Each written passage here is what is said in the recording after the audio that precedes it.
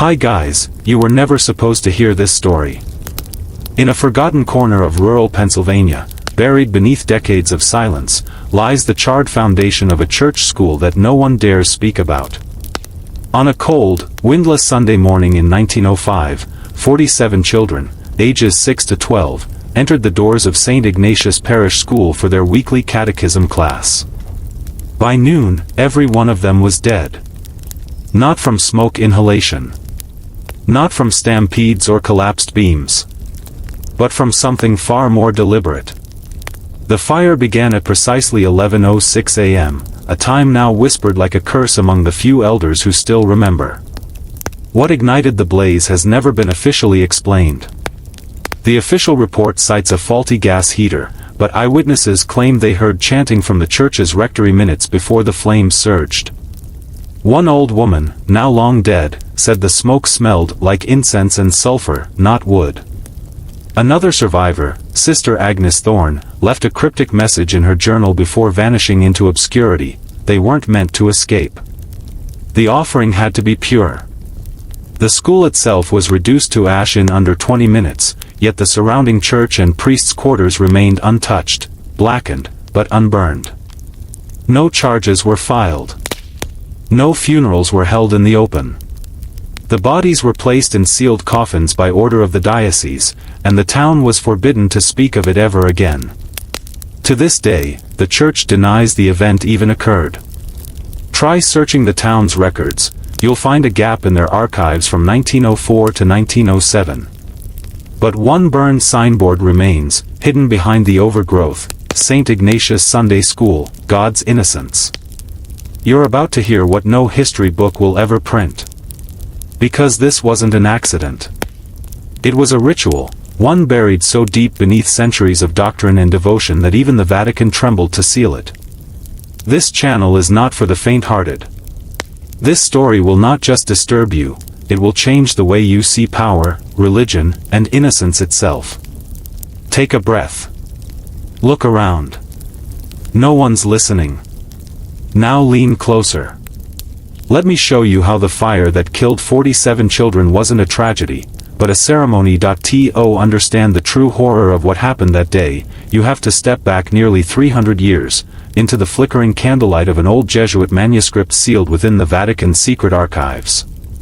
In it, a page torn from time describes a forbidden rite known only as Infantium Illuminationis, the illumination of the innocents. Never canonized. Never preached from pulpits. Yet whispered by those who understood that divinity could be bought, not with prayer, but with purity extinguished. This ancient ritual, traced back to the Spanish Inquisition, claimed that if a holy site was sanctified by the blood of exactly 47 baptized children during the spring equinox, a doorway would open between the seen and the unseen. A threshold where absolution, influence, and unbreakable control over men's souls could be harvested like wheat. Over the centuries, dozens of chapel fires were dismissed as accidents, from Peru to Portugal, each bearing the same grotesque pattern: multiple child fatalities, untouched altars, and sealed confessions. It was never a coincidence. St. Ignatius Parish School was never meant to be a place of education. It was a vault built atop an older foundation, stone blocks carved with pre-Christian glyphs, their meanings erased by the same priests who dared to build over them. The man assigned to that parish in 1905, Father Alaric Monsfeld, was no ordinary clergyman. He had no baptismal record, no seminary transcripts, and his sermons, if you can find fragments, read more like incantations than scripture. Witnesses say he arrived alone, pale as parchment, and always wore gloves, even in the summer heat. He taught the children songs no one else had heard, in languages their parents didn't recognize. He insisted their Sunday lessons end exactly 11 a.m., the time when shadows fall longest in that chapel. The Sunday of the fire, parishioners recall that he greeted each child by name at the door, laying one hand gently on their shoulders, murmuring something under his breath. A final blessing, or a seal of intent. When the fire started, he was nowhere to be found. His residence was empty. His bed unslept in. The logs in his fireplace still warm, as if he had only just stood up and vanished. He was never seen again. Not in Pennsylvania. Not anywhere. And yet, his signature appears on a baptismal certificate in New Mexico, dated 1919. Same name. Same handwriting.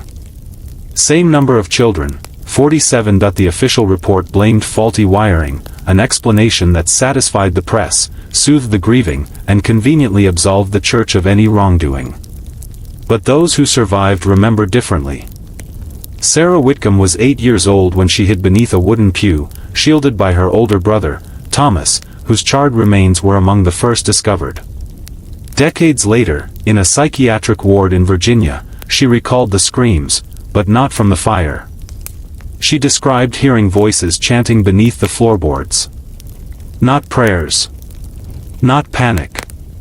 A rhythmic, tonal language that vibrated the ground itself. She said it felt like the walls were breathing.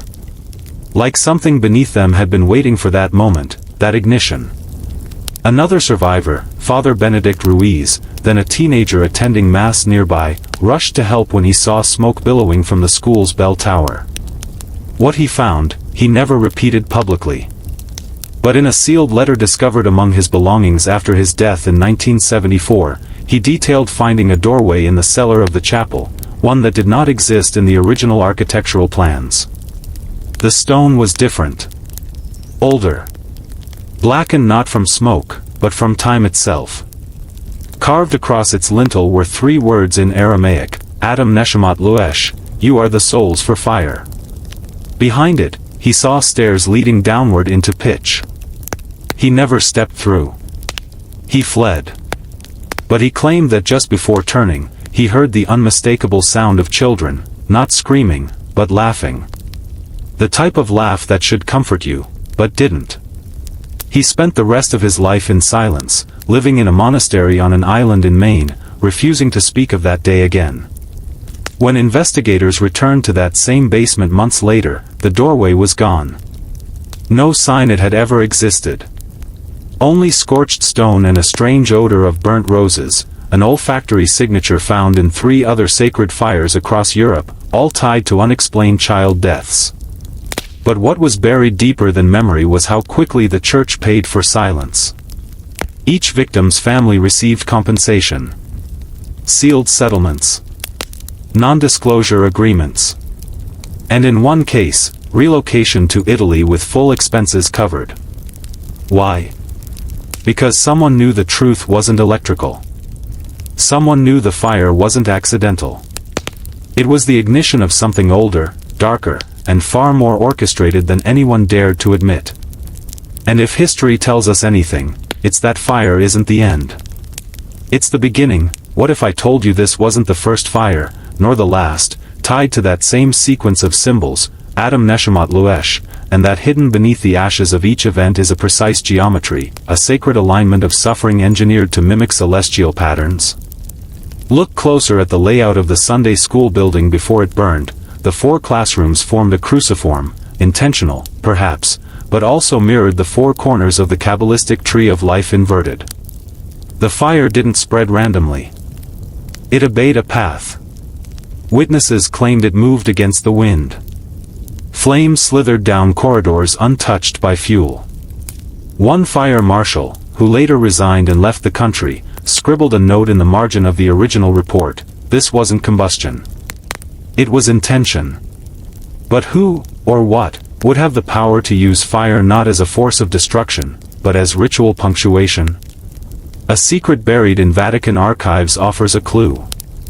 A lost doctrine once circulated during the Council of Vienne in 1312 spoke of the 47 souls of the flame, a prophecy whispered to Pope Clement V by a Cistercian monk who'd been locked in solitary for 27 years after discovering apocryphal texts beneath Jerusalem. The number wasn't symbolic. It was a tally. A spiritual equation. 47 innocent souls consumed in sacred fire could unbind the threshold between dominions. That threshold? The veil between this world and what the early mystics called Hashiol Mutter, the unbound depths. And why children? Because their consciousness is unformed, unsealed. more receptive, more useful. Connect that to the eerily precise number of children who died in that fire, 47, and the coincidences begin to rot. Every time history tries to forget, something pushes back into memory. Like the mural unearthed behind the plaster wall of the rebuilt chapel in 1993, painted in a style predating American settlement, yet depicting the fire before it happened.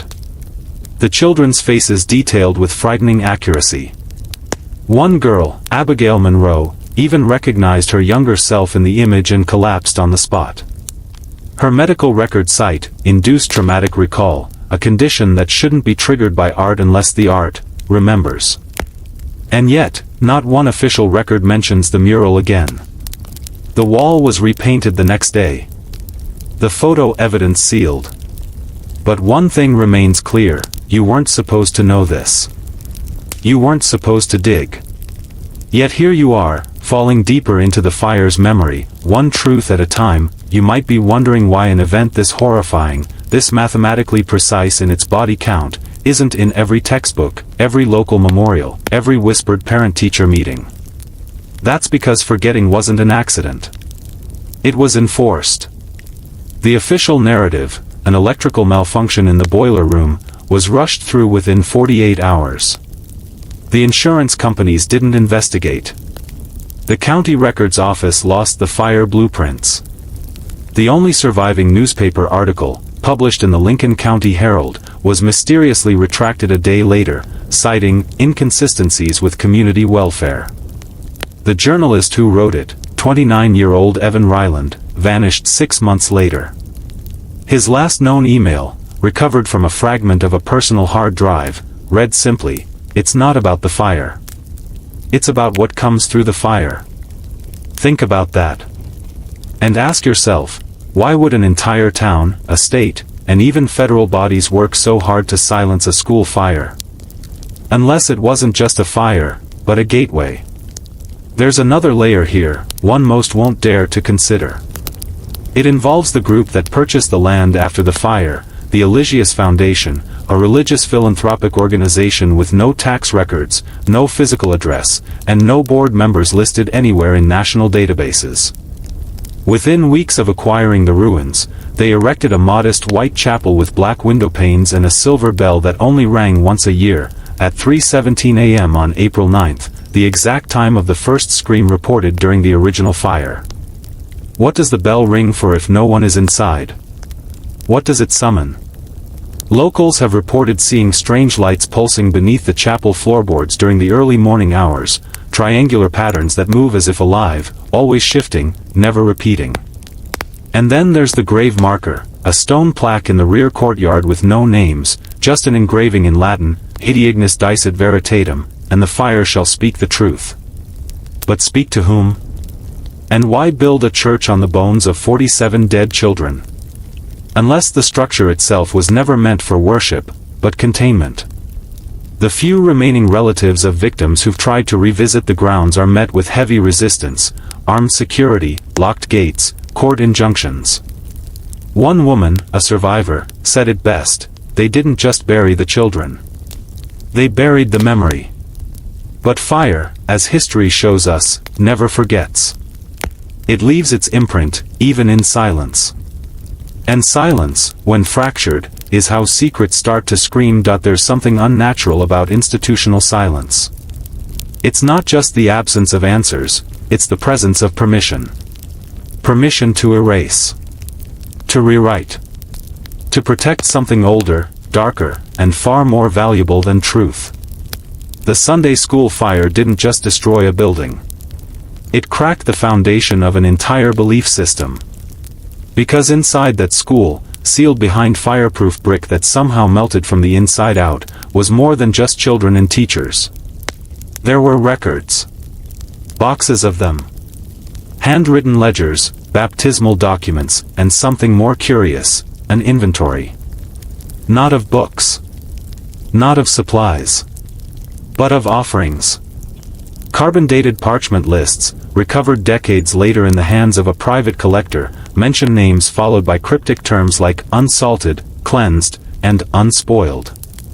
Some entries were struck through in red wax. Others ended with the symbol of a broken cross encircled by a serpent. This wasn't a school, it was a harvesting site. A place where innocence wasn't protected but processed. And when word began to spread among a few parents, something triggered the containment protocol. Not a fire. Not an accident. But a purge. What makes this revelation even more chilling is the letter, dated 3 days before the fire, addressed to Father Dominic Haverly, the school's head instructor. It reads, "They are asking questions. The veil is thinning. If it breaches, burn it down. We will claim electrical error and invoke the Kessler Clause. Your compliance is absolution." Signed only with the initials VAC, a name tied to more than 24 sealed religious fire cases across North America from 1922 to 1974. Always involving children. Always ruled accidental. Always followed by rapid land reassignment to mysterious shell trusts. And here's what the mainstream will never tell you, each of those sites now sits atop a nexus point, geomagnetic crossings once mapped by native tribes as sacred or cursed, depending on who you asked. These places weren't chosen by accident. They were aligned for resonance, like tuning forks in the fabric of human energy.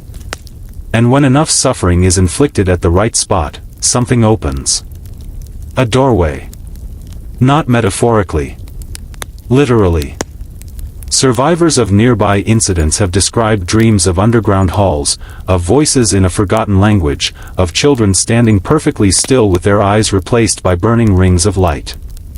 One man, a groundskeeper who cleaned the churchyard for 30 years, said this before vanishing: "The fire wasn't the end. It was the beginning." Now ask yourself, what exactly began? What began, quite simply, was erasure, not of memories, but of evidence.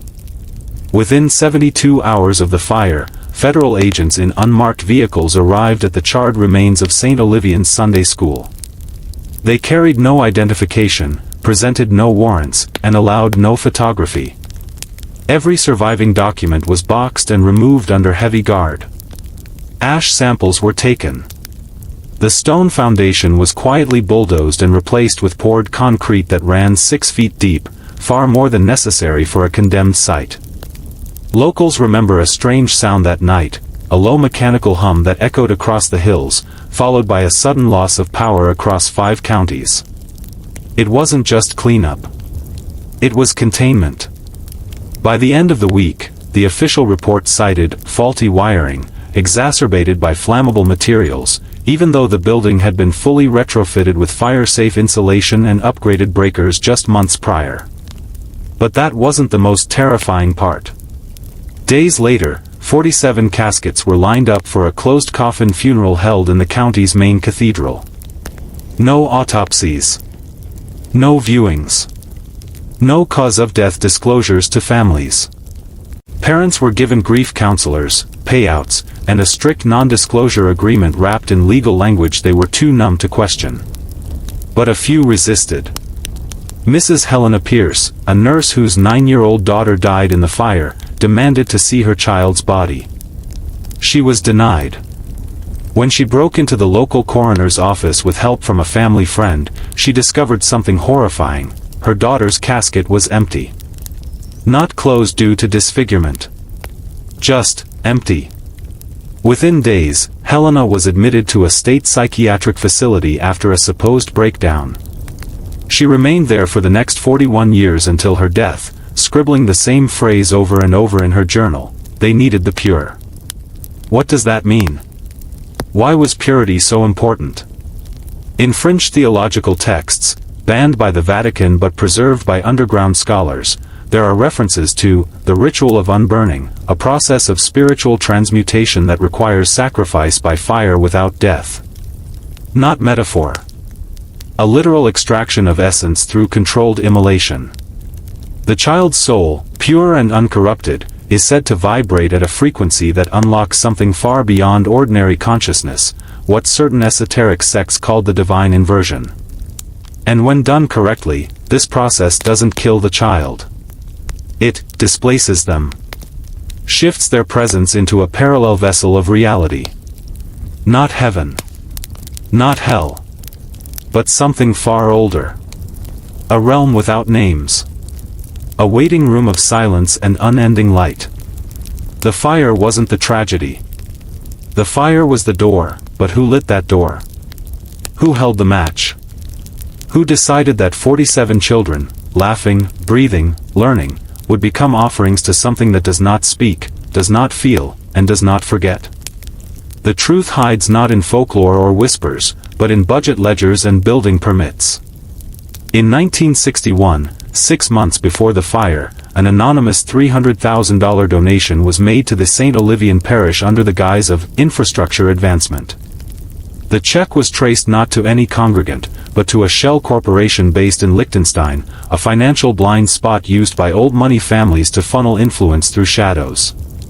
And then, 3 weeks before the fire, surveillance contracts were awarded to a defense contractor, Halcyon Dominion Systems, known for developing atmospheric testing equipment, not for wiring buildings. Why would a Sunday school need devices capable of measuring atmospheric ionization shifts and vibrational resonance in human vocal patterns?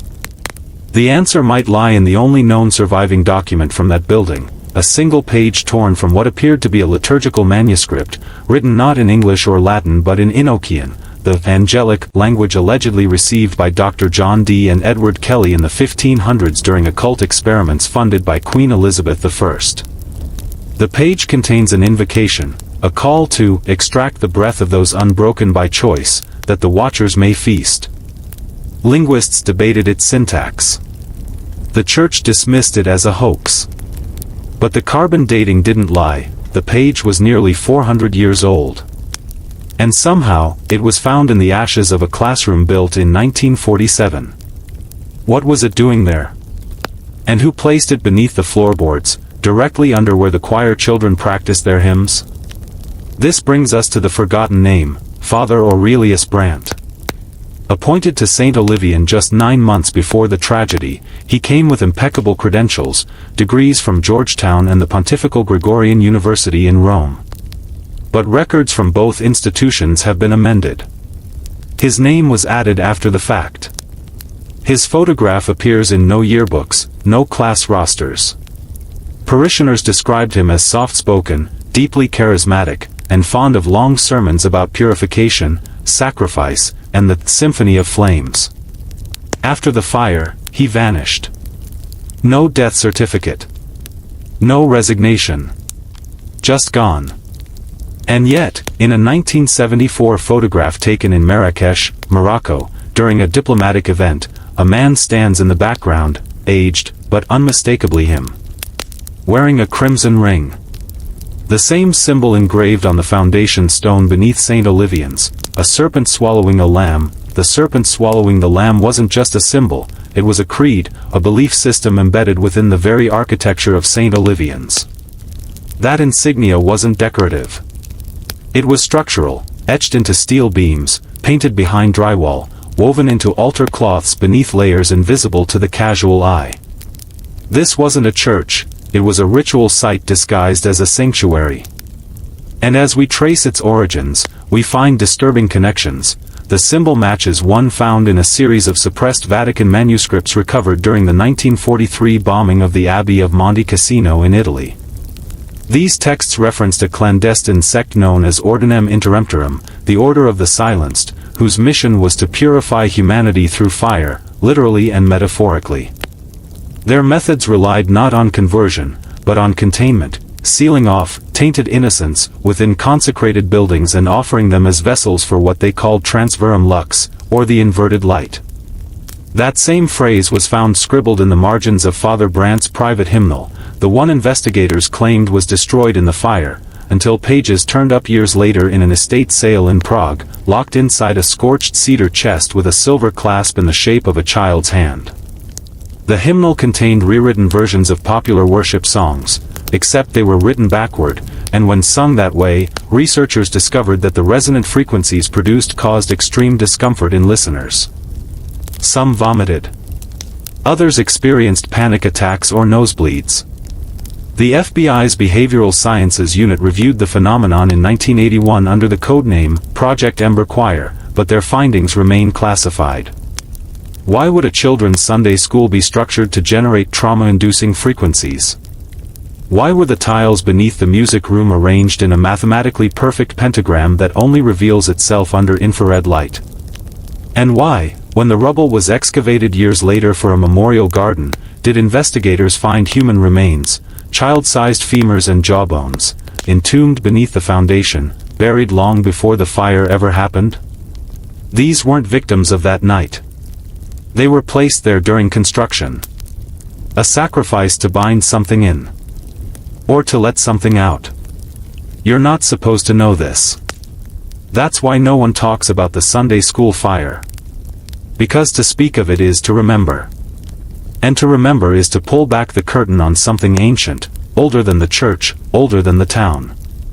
Something that still watches. Still listens. What if I told you the fire was not the first incident, only the first that couldn't be erased? 12 years before the blaze that charred the innocents from St. Olivian's halls, there was another event. December 3, 1961. A snowstorm blanketed the town. Power was out across 3 counties. That night, a custodian named William Clymer, a veteran, known to be quiet but reliable, called the local sheriff just after 11:30 p.m. His voice, according to the call transcript, was shaking, barely coherent. "They're singing in the basement," he said, "but there's no one here." When officers arrived, they found Clymer curled in a fetal position beneath the baptismal font, weeping and repeating, "The black robes have no feet, they float, they float." The investigation was brief. Officially, it was ruled a psychological breakdown due to seasonal stress and isolation. But Clymer's medical records show something curious. He had no history of mental illness, no family predisposition. More alarming, he was committed to a state hospital and died 6 days later. Cause of death? Internal hemorrhaging from a burst eardrum and ruptured sinus cavity. There were no external injuries. Autopsy photos, later leaked, show deep bruises along the ribs, as if caused by compression. As if something had gripped him tightly, crushing down with unnatural precision. The basement he referenced, sealed now, had once been a crypt, originally constructed when the town's founders built the church atop the oldest burial grounds in the region. Native burial grounds. But what's more chilling? In 1892, a missionary named Lyle Fenwick recorded in his journal that the area had whispers in the soil, and that he often dreamed of red doors beneath the ground, and children without faces calling to me in tongues. His journals were dismissed as ravings. Until a local historian unearthed red-painted stones beneath the church's substructure. Doors, sealed with molten wax and etched with names. Not English. Not Latin. Older. These incidents, these patterns, they don't fade. They recur. Every 13 years, something happens in that church. A disappearance. A fire. A vision. And every time, records vanish, witnesses relocate, and families forget. Until now. Because we are not letting it vanish this time. This story is not just about 47 lives burned alive. It's about the rituals that came before it, and the darkness that insisted on being seen through flame. You were never meant to know this, but the 47 victims of the Sunday school fire weren't all children. That's the version you're told because it fits the narrative of senseless tragedy, of divine mystery. But buried within sealed diocesan records, those labeled pastoral casualties, under Code 17C, is the detail that 7 of those burned alive were adults. Not teachers. Not parents. But outsiders. Unknown names. People with no parish registration, no baptismal records, and no traceable relatives. Who were they? According to an internal memo dated May 1973, these individuals had been sent to the church for penance via spiritual custody. That phrase isn't standard in any Catholic doctrine. But it appears in the Vatican's Index Obscura, a confidential set of doctrines meant only for what the Church calls extrasacramental anomalies. What that means, in simpler terms, is the Church occasionally encounters individuals or phenomena that cannot be explained by Scripture or reason, cases too dangerous, too unclean, for public rites. These 7 were among those cases. One woman, Estelle Marrow, was found by fire marshals chained to the support beam in the northern corridor of the school wing, arms extended as if in crucifixion, her face melted beyond recognition. Her dental records matched none on file, but her spine was tattooed with a language that only one expert in dead scripts, Dr. Jules Reuterman, recognized. "It's Proto-Samaritan," he said. "It roughly translates to, 'I will carry the fire so you don't have to.'" That wasn't a message. It was a function. She was there to hold something back. Something ancient. But fire doesn't cleanse what it can't contain. And it didn't contain it. What happened next, in the weeks after the fire, was a complete disintegration of local memory. Parents stopped asking questions. Photos from the school were mysteriously water-damaged in local archives. Entire newspaper reels for that week were stolen from the state library, never returned.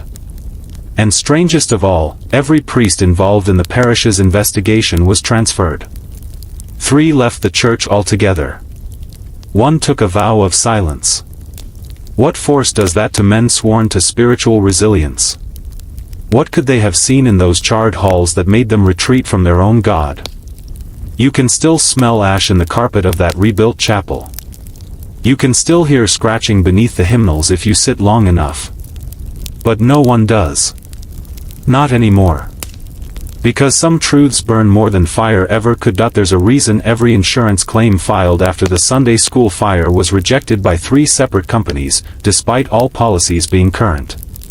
The language used in their denials was nearly identical, though filed weeks apart by different adjusters, cause of damage determined to be outside standard material risk parameters. In other words, the fire wasn't caused by anything natural, electrical, or even criminal. It was something else. Investigators hired by the Archdiocese were given explicit instructions: do not speak to parents, do not involve federal agencies, and above all, do not document spiritual inconsistencies. What is a spiritual inconsistency? It's when burn patterns form symbols instead of random destruction. It's when the melted plastic of children's desks hardens into repeating geometric spirals no fire should be able to replicate. It's when you find ashes containing bone dust, but no bone density, indicating combustion temperatures far higher than wood and paper can create alone. In the southernmost wing of the destroyed building, which was originally the nursery, firefighters discovered something impossible: a ring of scorched floorboards in perfect alignment, within which nothing burned. Not a single toy. Not a single wall. But around it, everything had been incinerated down to the soil. A phenomenon like this is called an inverse ignition radius, and in arson science, it doesn't exist. Only one man publicly commented on it, Captain Harold Levine, who resigned from the department just 12 hours after filing his final report. He was found 4 weeks later in his garage, having taken his own life, surrounded by dozens of books on ritual fire, apocryphal texts, and a single phrase written in chalk across his car windshield: "The children knew." That phrase has since been scrubbed from all online forums, including fringe conspiracy threads. Google autocorrects it if you try to search it. Try now. See what happens. We are told tragedies are accidents. But this wasn't chaos. This was choreography. Someone knew. Someone prepared. Someone allowed it to unfold. The same priest who blessed the school 2 days before the fire had officiated 3 exorcisms in Guatemala months earlier. Why was he transferred to a quiet parish in rural America immediately after? Why did he vanish from all records the day after the fire? You won't find answers in the Vatican archives. But if you track patterns of similar fires across other, spiritually contested, properties, a map begins to emerge. And that map doesn't point to heaven, it spirals towards something much older, and far less forgiving. The first time someone connected the Sunday school fire to what's now called the child spiral phenomenon was in 1996, by a retired librarian named Martha Ellison, who was cataloging fire insurance maps from the late 1800s to the early 1900s. She noticed something no one else had, that 12 separate school fires, all involving children under the age of 13, had burn patterns consistent with the one found in the nursery, circular scorch marks with untouched centers. These schools were spread across different states, different decades, different denominations. But they shared one eerie detail: each had a documented increase in spiritual behaviors in the children 2 weeks prior: visions, compulsive drawing of spiral symbols, reports of invisible friends that taught secrets, and even coordinated nighttime chanting. Martha compiled her findings into a 48-page report and sent it to several fire departments, the National Archive, and a local news channel. Within 2 weeks, her home was ransacked, her computers taken, and she disappeared. No missing persons report was filed. The only reason we know any of this is because she had mailed a copy of her notes to her niece in Oregon, who posted portions online under a now-banned subreddit. What Martha called the child spiral phenomenon, underground researchers have since dubbed the chorus effect. According to surviving notes and accounts, the affected children all began hearing the same melody in their dreams, a looping, hypnotic lullaby that seemed to teach them complex symbols and phrases in ancient languages. Parents dismissed this as childhood fantasy. Teachers noticed strange sketches of spirals, interlocking triangles, and what looked like altar configurations. But no one intervened. Until the fires. And always, the fires began in the same place, where the children gathered most. A Sunday school room. A nursery. A basement prayer circle. Authorities blamed faulty wiring, kerosene heaters, unattended candles. But no electrical engineer has ever successfully reconstructed these ignition points in lab conditions. What's more chilling, the survivors. In each incident, there were 2 to 4 children who emerged without a single burn. When interviewed, their responses were almost identical: "We stepped outside when the singing stopped." That exact phrase. No deviation. No explanation. It's as if something released them, intentionally. The question is no longer who lit the fire. The question is, who gave the children the matches? There is a file buried deep within the archives of the Archdiocese of Chicago, sealed, unsigned, and unnumbered, referred to only in passing by internal memos as the Cordelia Report. Dated March 3, 1912, it was allegedly compiled by a Vatican-appointed investigator named Father Angelo Cordelia, a Jesuit archivist known for his work in identifying occult infiltration in early 20th century religious schools. His assignment: to investigate the aftermath of the Sunday school fire that killed 47 children in St. Benjamin's Parish. What Cordelia discovered, according to excerpts leaked decades later, wasn't just negligence or tragic accident, it was a deliberate pattern of spiritual engineering. His report detailed how specific songs, taught under the guise of religious hymns, contained rhythmic intervals that matched ancient summoning chants found in the Codex Seraphinianus and Le Livre Noir de la Cathédrale de Chartres. He found sheet music in the school's debris that bore non-standard notation, symbols not found in any Western scale, carved faintly into the wood of the teacher's harmonium. More disturbing were the testimonies Cordelia collected from surviving parishioners, who described their children waking at 3:33 a.m. nightly in the weeks leading up to the fire, standing silently at the foot of their parents' beds, whispering phrases like, "We must gather," or, "The candle is ready." One mother claimed her 8-year-old daughter began drawing spirals and binding symbols in the condensation of the bathroom mirror every morning, despite never being taught how to write. Another father reported hearing 2 distinct voices arguing inside the Sunday school walls, one deep and gravelly, the other light, melodic, and eerily childlike. But the most damning evidence in Cordelia's file was a photograph recovered from the school basement, undamaged despite the flames, showing a circle of children sitting cross-legged, hands joined, with eyes rolled back in unison. Standing behind them was a tall, shadowed figure in what appeared to be liturgical robes, its face completely obscured.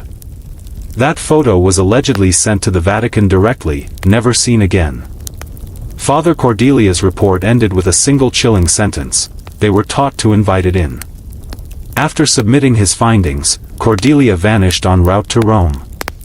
No obituary. No burial. Just silence.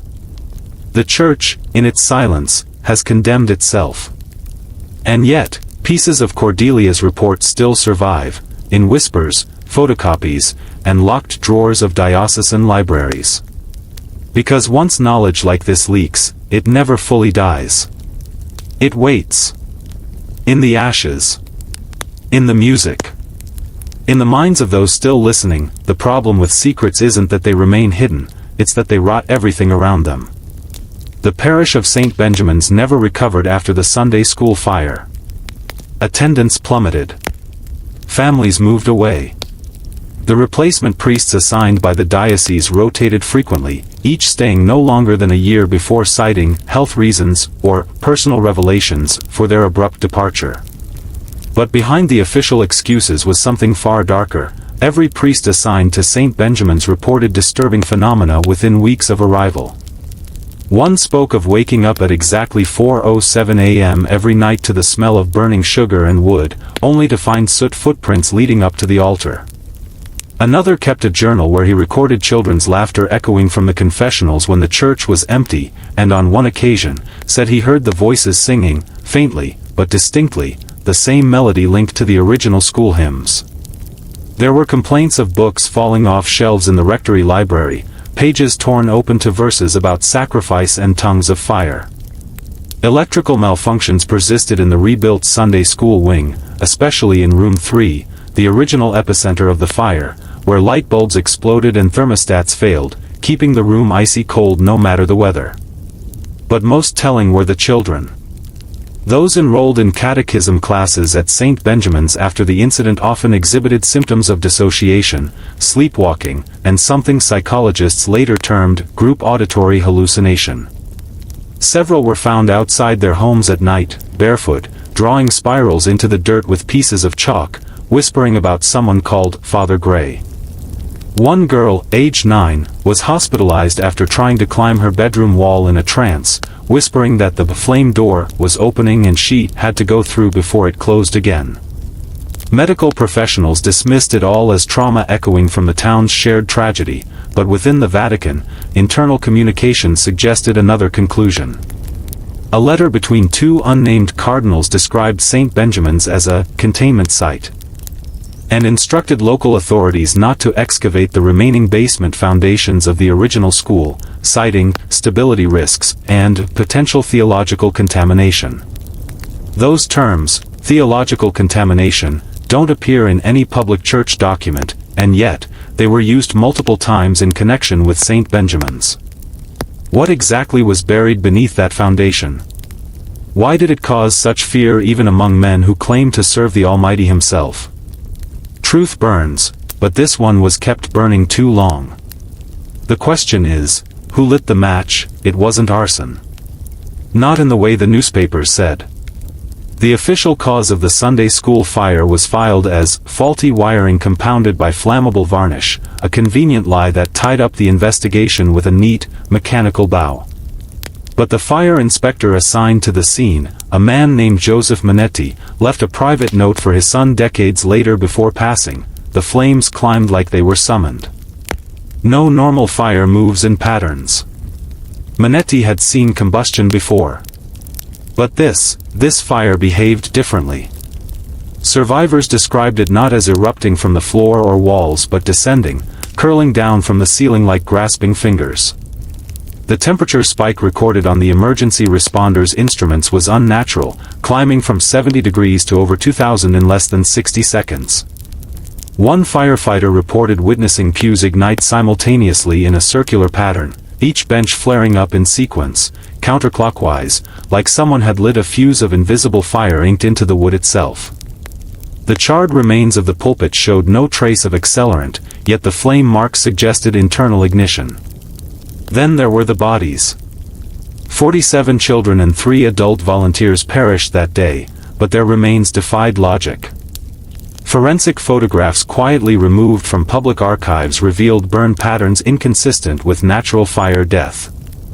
Many bodies were curled into fetal positions, their mouths open in silent screams, but no soot was found in the lungs, indicating death before smoke inhalation. Some of the victims had skin blackened beyond recognition, yet the crosses they wore, made of cheap tin, remained completely intact, unblemished. Most chilling of all was what coroners recorded on nearly half the children, deep-etched symbols carved into the backs of their hands, like brands burned beneath the skin, all identical and all matching a sigil found only in the pages of a suppressed Vatican manuscript catalogued under the Codex Mysterium. The Church denied the manuscript existed. But former archivists from the Congregation for the Doctrine of the Faith, exorcists turned whistleblowers, confirmed that the sigil was associated with an ancient invocation ritual meant to create a permanent spiritual rift between realms. A calling card. An invitation. Or perhaps, a receipt.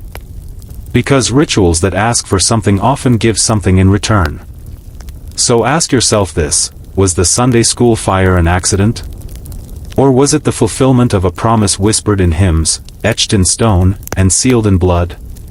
Keep going. You weren't supposed to know that a second fire occurred just 13 months later, this time at a small convent 40 miles away. Official records buried it beneath insurance paperwork and land reallocation documents. But the flames were identical: circular burn patterns, simultaneous ignition, no smoke in the lungs.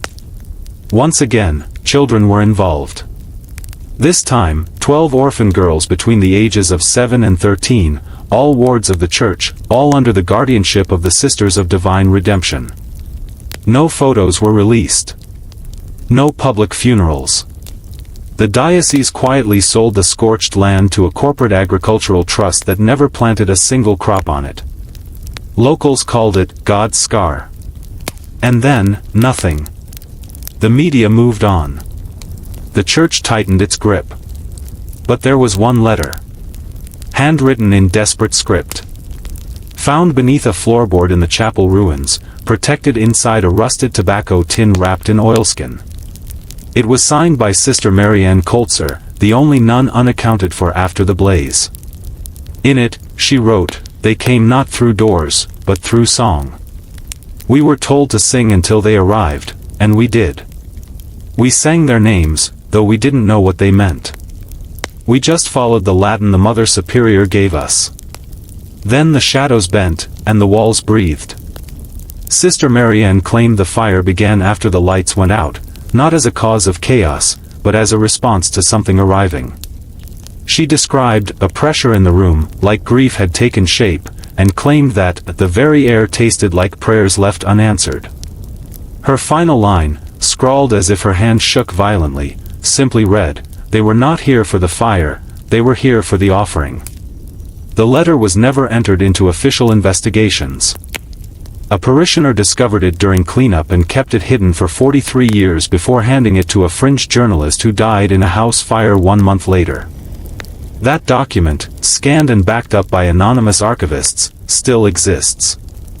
And it contains one repeating phrase in the margins: "They always take the children first." But who are they? And what are they promised in return? At this point, viewer, ask yourself, how many fires must be called accidents before one is acknowledged as sacrifice? Shall we continue? When you trace the lineage of the land beneath the Sunday school that burned, a chilling pattern begins to emerge, one that predates the building, the state, even the country itself. The soil carries stories older than names. Surveyor documents from 1812 reveal that the site where the school was later built had long been avoided by indigenous tribes of the region, not out of superstition, but experience. They referred to the area as the ground that whispers, and passed down oral warnings about it being a place of debt. Not financial debt. Spiritual debt. A place where something had been taken and never paid for, something that still waits, patient and hungry. During the early 1800s, 2 missionary families attempted to build homesteads on that very stretch of land. One vanished without a trace after 2 winters. The second left behind a single diary entry, scrawled across a wall in coal dust, "We dug where the ground was soft, and the ground gave back screams." That note was erased, quite literally, scrubbed off when the Catholic diocese purchased the land in 1843 under the guise of expanding rural religious education. And while their stated mission was divine, their behavior was anything but. The school was constructed in secrecy, without local labor, using stone shipped in from a quarry whose foreman later claimed the order was processed under an alias and paid in gold coin, untraceable. No public opening, no ceremony, no press. The first photographs of the Sunday school appear almost a decade later, with the children already inside. Silent.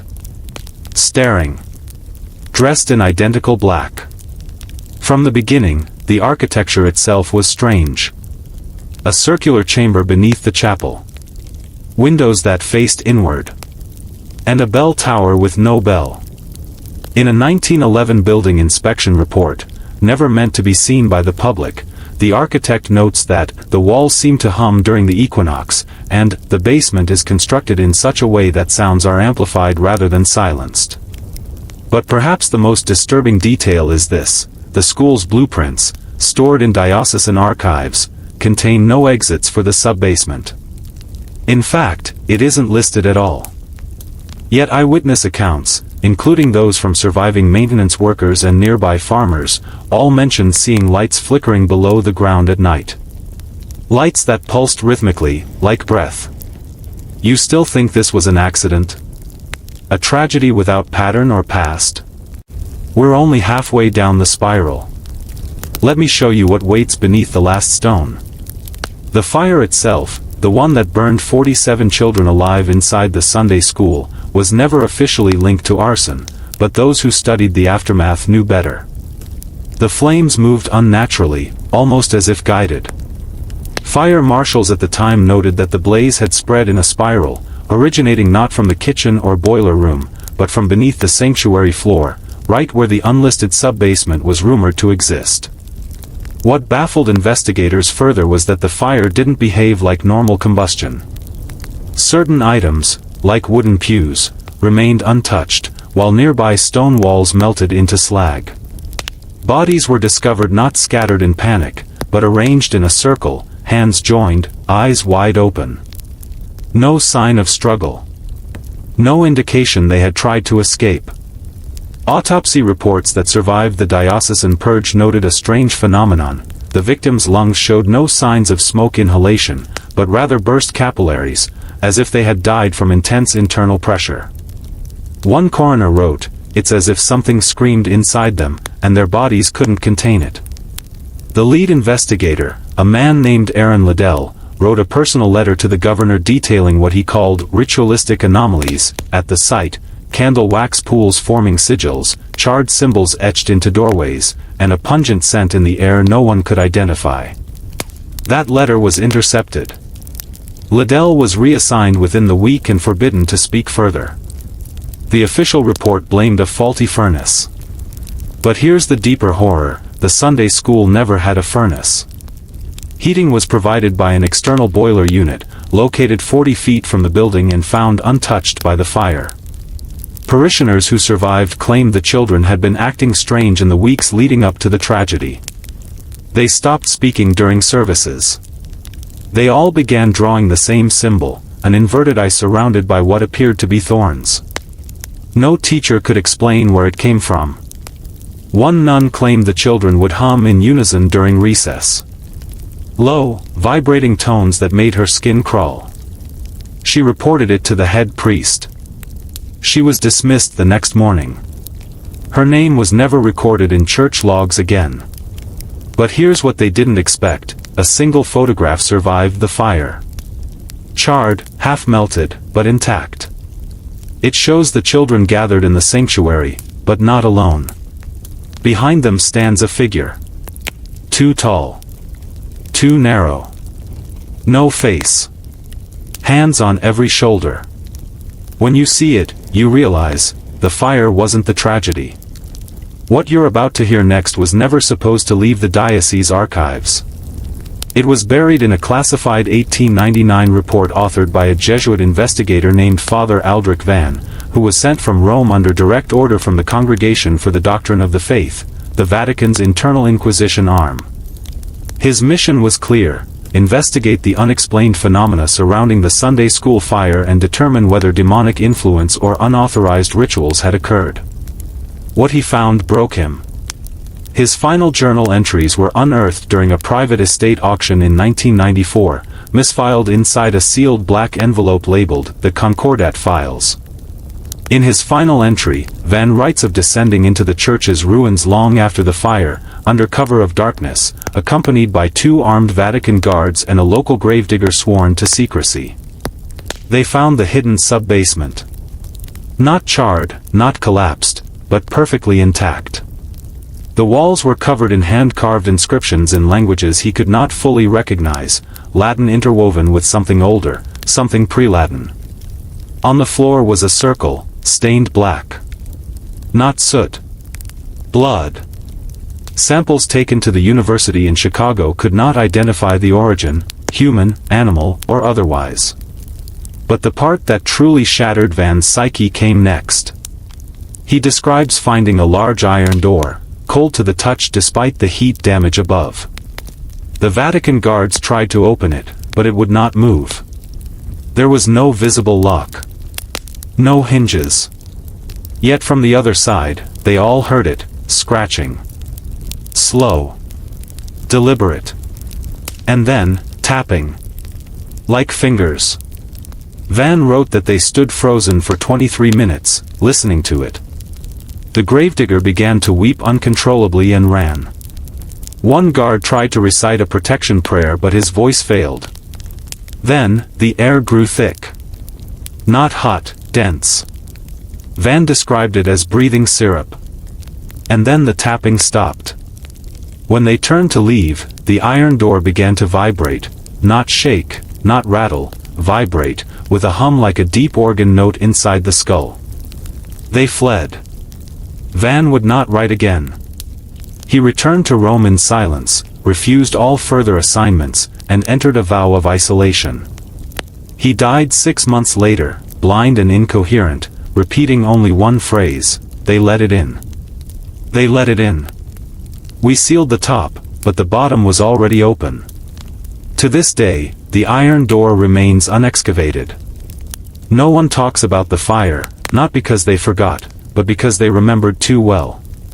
The following year, 1900, a new bishop was quietly assigned to the region, Bishop Renatus Mallory. He wasn't a public figure. No press announcements. No grand procession. Just a man sent by higher powers to oversee regional restoration and spiritual hygiene, as Vatican paperwork coldly put it. But Mallory's methods were far from traditional. He ordered the complete demolition of what remained of the Sunday school and adjacent rectory, not through public works, but by employing a private demolition crew from Boston, all of whom were forced to sign lifelong NDAs under ecclesiastical seal. When the crew began tearing down the burned remnants, something strange was reported by the foreman. Beneath the foundation, not where the known basement had been, but deeper, almost 20 feet down, they discovered stone markers. Monoliths, rough-hewn and arranged in a spiral, like a coiled serpent. The workers thought they were ancient burial stones, maybe native in origin. But when Bishop Mallory was summoned, he insisted they stop digging immediately. Within hours, he had the entire crew dismissed, and brought in a separate team, Jesuit-trained excavators fluent in Aramaic, Akkadian, and pre-Vulgate Latin. For 6 days, they worked under tight-lipped silence. Locals say they saw the men carrying out objects wrapped in black cloth, long, narrow, and oddly curved. Some swore they heard chanting at night, low and rhythmic, coming from the open pit before it was sealed in concrete on the 7th day. Mallory ordered 2 feet of reinforced steel poured over the entire site, followed by sacred limestone imported from Jerusalem. He then had the entire area landscaped as a public park. No marker. No signage. Just a flat, manicured lawn surrounded by perfectly spaced yew trees, trees traditionally associated with mourning, death, and resurrection. To the untrained eye, it was just green space. But to those who knew, it was containment. What they'd unearthed wasn't just a burial chamber, it was a convergence point. A gate. An anchor, binding something far older than the church itself. Mallory's personal journal, now locked away in the Vatican Apostolic Archive, described his work not as priestly, but as geonomatical intervention, a term used only in the most occult branches of theological warfare. In layman's terms, they weren't blessing ground, they were binding it. Why no one talks about the Sunday school fire isn't a failure of memory. It's a wall of silence, enforced across generations, because what lay beneath wasn't meant to be destroyed, only imprisoned. And someone knew it was watching. In the decades that followed, the story of the Sunday school fire faded into whispered folklore, diluted by time and institutional deflection. But every so often, a detail would surface, an article pulled from microfilm, an archived parish letter, or a diary passed down in secret. These fragments never made the news. They were too contradictory, too frightening, too persistent to be easily dismissed.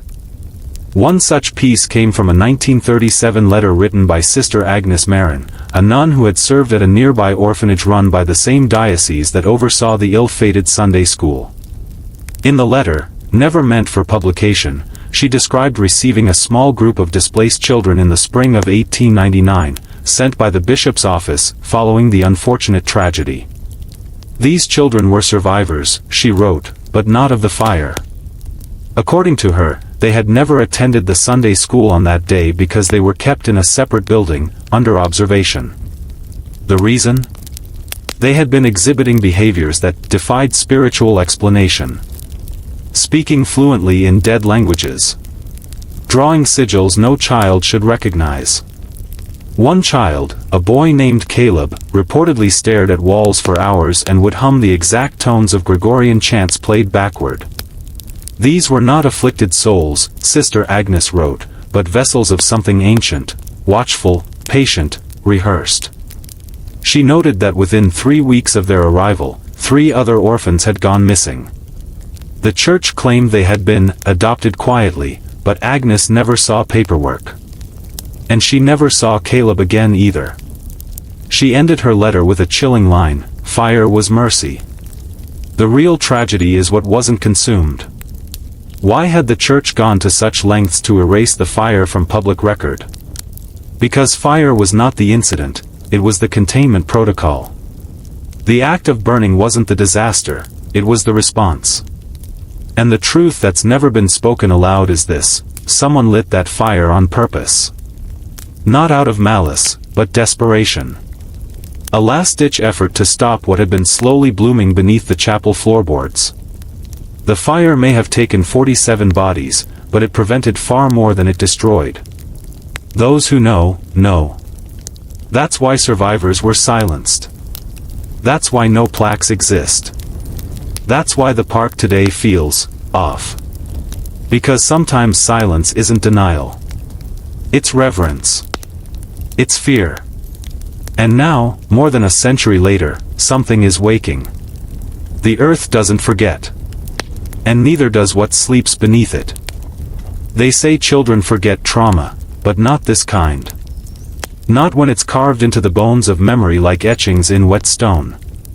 In 1962, a clinical psychologist named Dr. Harold Fenwick conducted a series of regression therapy sessions on patients suffering from recurring nightmares they could not explain, dreams filled with fire, screaming, and the smell of scorched wood.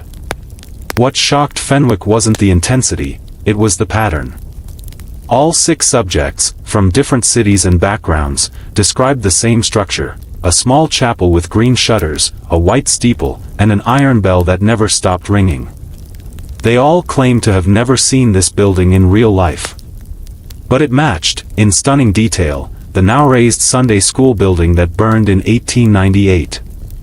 One of the subjects, a woman in her 40s named Eliza Morse, described in trance a crawlspace beneath the altar, lined with stone carvings and something she called the listening pit, a deep, circular chamber where God didn't go. She spoke in a trembling whisper about something that lived beneath prayers, and how the children were taught not hymns but incantations.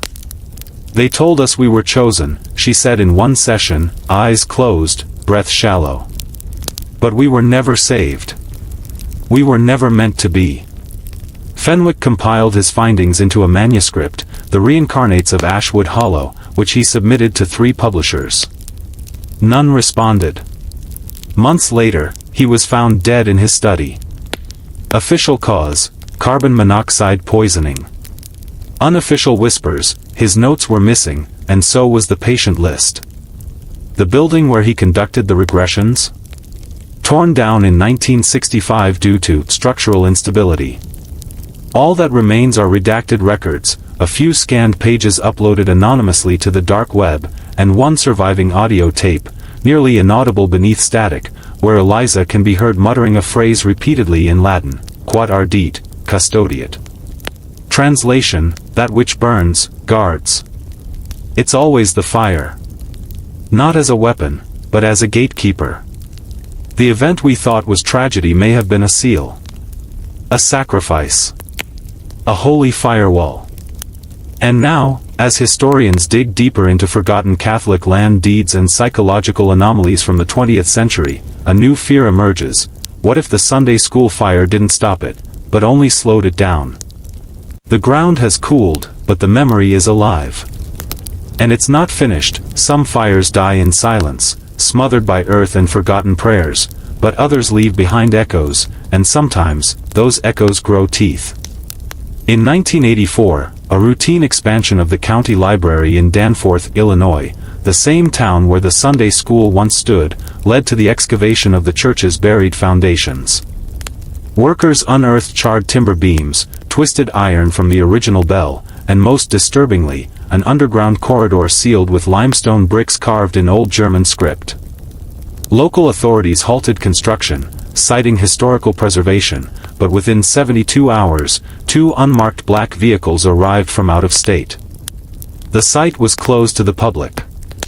No photos, no documents. The corridor was resealed, and the project quietly abandoned.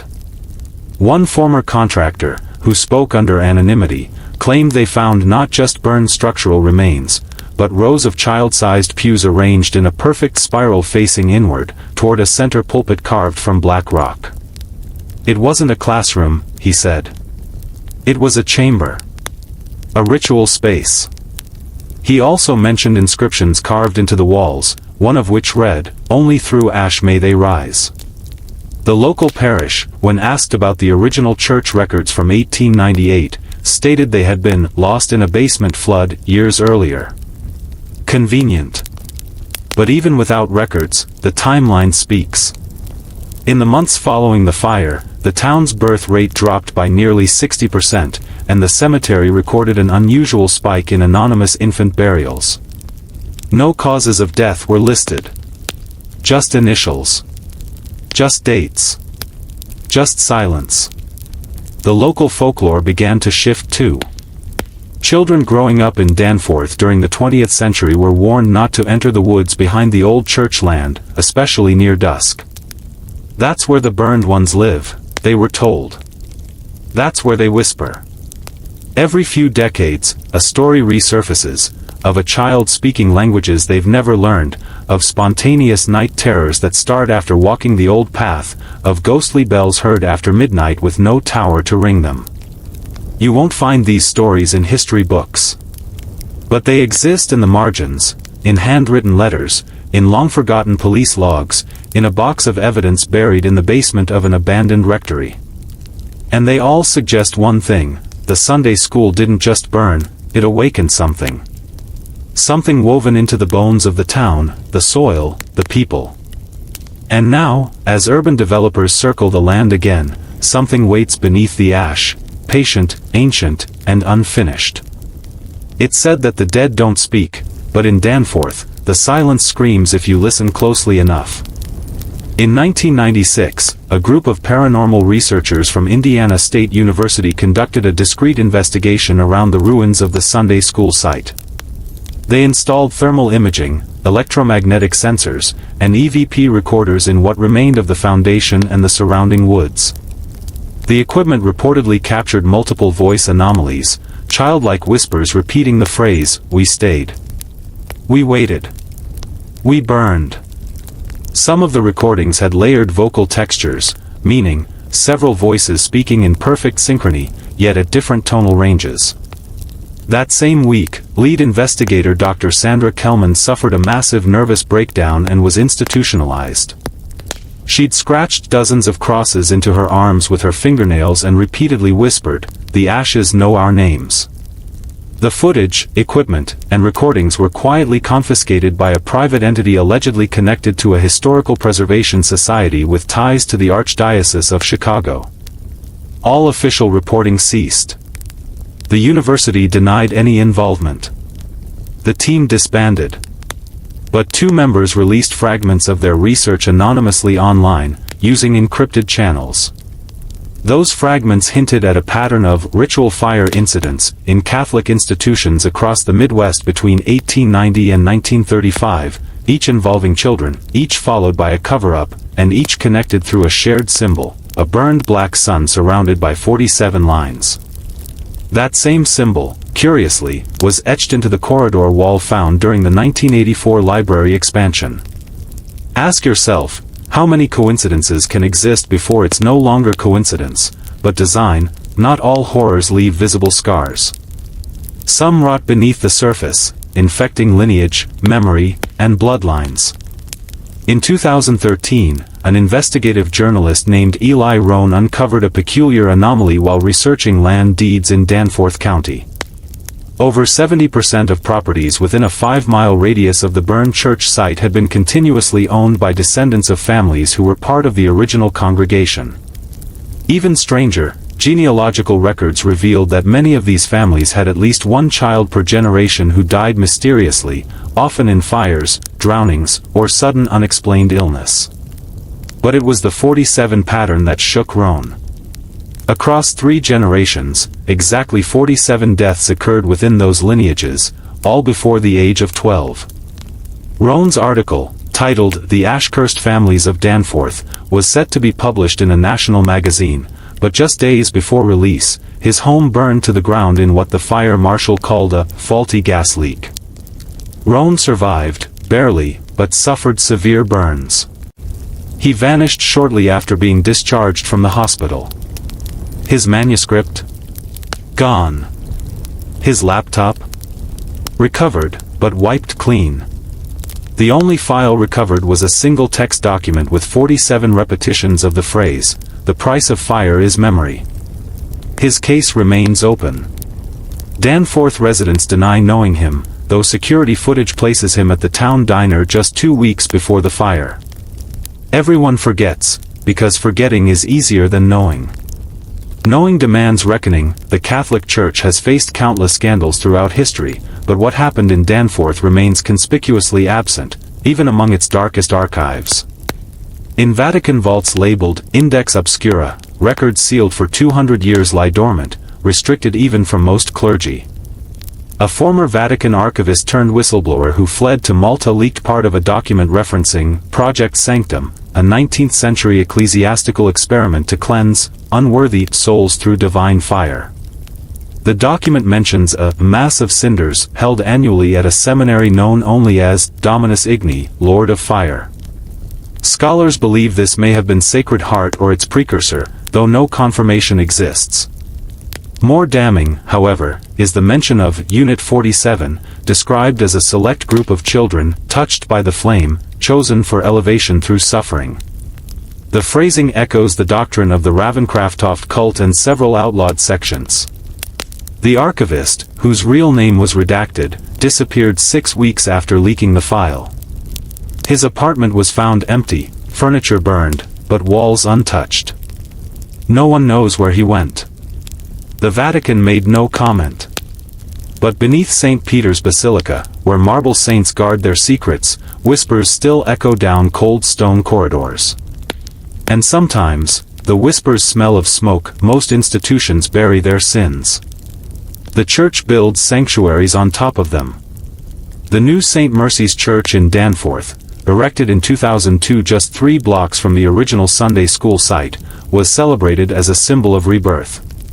But beneath its alabaster walls and modern stained glass, an old pattern emerged. A janitor named Lucas Grant reported hearing crying in the empty chapel after hours, always between 11:30 p.m. and midnight. Soft weeping. Children's voices. The parish dismissed him, calling it stress. But Grant, a veteran with no history of mental illness, recorded the sounds. They were analyzed by an independent audio technician who confirmed multiple distinct vocal profiles, some emitting at frequencies beyond normal human speech. Shortly after submitting his findings to a local newspaper, Grant was found dead in his apartment. The cause? Smoke inhalation. No fire. Just thick black soot in his lungs, and lungs alone. His windows were shut. His building untouched. The story never ran. The newspaper's editor resigned abruptly and moved overseas. Since then, church records show at least 4 altar boys have gone missing from St. Mercy's. All under 12. All listed as relocated by family. No families came forward. No forwarding addresses exist. But still, the bells ring. And still, the choir sings. As if rehearsing for something older than doctrine, deeper than dogma, something waiting. Let's talk about memory. Not yours, but collective memory, ancestral memory, trauma memory. Events like the Sunday school fire don't just die. They embed. In genetics. In geography. In myth. In Danforth, therapists have noted a disproportionate number of children reporting nightmares of fire, despite never having experienced one. These dreams often involve a figure in black robes with no face, holding a bell, and standing in the center of a circle of ash. When asked to draw what they saw, many of the children sketch a symbol nearly identical to the burned sun with 47 rays. None had seen it before. None could explain why they knew. Psychologists call this a shared psychogenic event. But can hallucination leave physical marks? One child was treated for third-degree burns on his palms, no source, no flame, no rational cause. Just screaming. Just scorched flesh. The local pediatrician who filed the report later changed careers and moved to Alaska. Some truths, he said in his resignation letter, were never meant for daylight. We train ourselves to forget because remembering makes us responsible. But some memories remember us. And when they return, they don't knock. They burn. You've made it this far.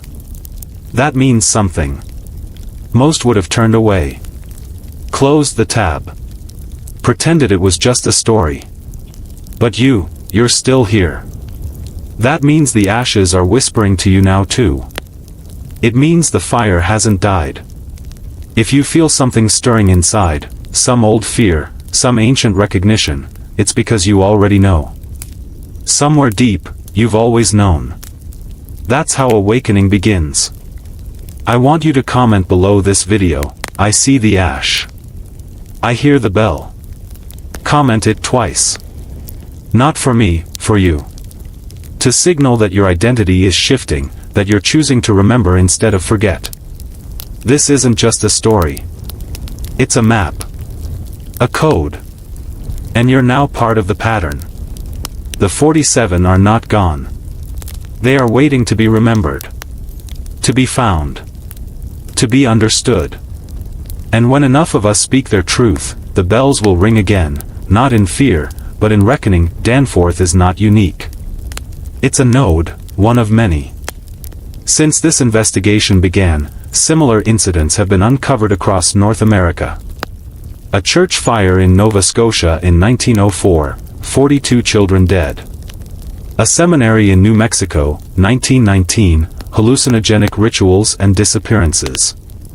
A Catholic orphanage in Idaho, 1933, mass grave of 29 children found beneath the floor. In every case, fire. In every case, silence. In every case, symbols etched into stone, bone, or mind. Someone, or something, has been repeating a ritual across time and space. Not just to destroy bodies, but to shape belief. Control trauma. Weaponize memory. The church may not be its author, but it has been its vessel. The question is no longer why did this happen? But why does it keep happening?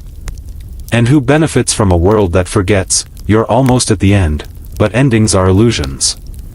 What's truly terrifying is not what has happened, but what is being prepared. Historical patterns suggest a 50-year cycle tied to these incidents. If that's true, the next ignition point is soon, very soon. The original fire in Danforth happened in 1898. The next ritual fire? 1947, St. Agnes Orphanage. Then again in 1996, the Whisper Choir incident in Iowa. What comes next is already set in motion. And if you're watching this video, you're not just witnessing history. You're part of its reckoning. You carry the fire now. What you do with it, that's your test. Ignore it, and the pattern continues. Expose it, and perhaps, just perhaps, we break the cycle. So now you know. Not the full truth, perhaps. But enough to see through the smoke. Enough to feel the ash in your lungs. Enough to hear the bells when no one else can. This isn't just a ghost story. It's a revelation. A reminder that some institutions are built not on faith, but on bones. That some fires are not accidents, but offerings. And that silence is complicity. The Sunday school fire that burned 47 alive isn't a forgotten tragedy. It's a blueprint. And the only way forward is through the flame. So light your candle, not in mourning, but in defiance. The dead are watching. The truth is burning. And now, you remember.